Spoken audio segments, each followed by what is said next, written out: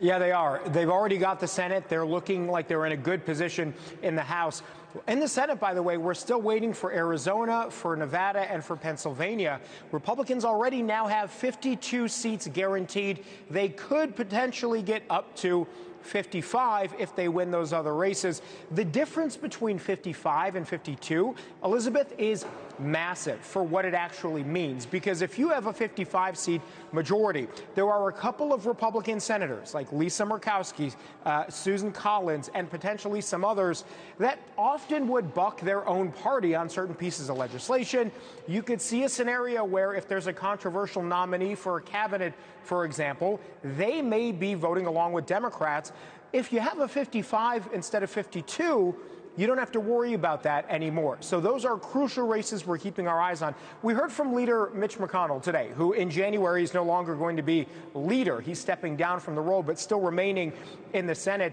He says there are some differences policy-wise between traditional Republicans and the Trump administration coming in, and there may end up being some spats there that you could see, particularly when it comes to things like Ukraine, like Taiwan and other places. This is what he said earlier this afternoon.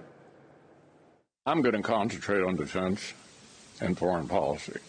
I think this is the most dangerous time since right before World War II. Our adversaries, the North Koreans, Chinese, Russians, Iran, and Iran's proxies are all talking to each other.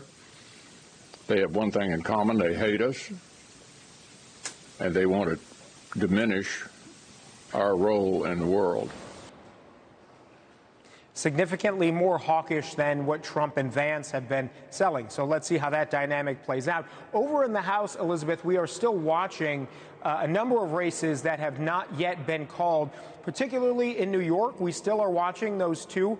Those are places where Democrats hope they can flip seats. And then in California, there are a handful of Republicans who are faring pretty well right now. Those were seats that Democrats thought maybe they could flip. But as we watch the California returns come in, that national trend of Donald Trump outperforming in many different places seems to be holding true for some of these Republicans who were endangered. If that remains the case, Republicans are going to walk away, not just keeping their majority, maybe even expanding it by a little bit. Yeah, and as you said at the beginning, that comfortable majority in the Senate is going to be crucial at the beginning of the Trump administration. Yeah. Because not only is it cabinet appointments, if there's a Supreme Court opening, it's the Senate that will vote on that. It's a huge thing, not a small thing. All right, Joe Khalil reporting live from the Capitol. Thank you so much for. Thanks so much for watching. Go to joinnn.com to find NewsNation on your television provider.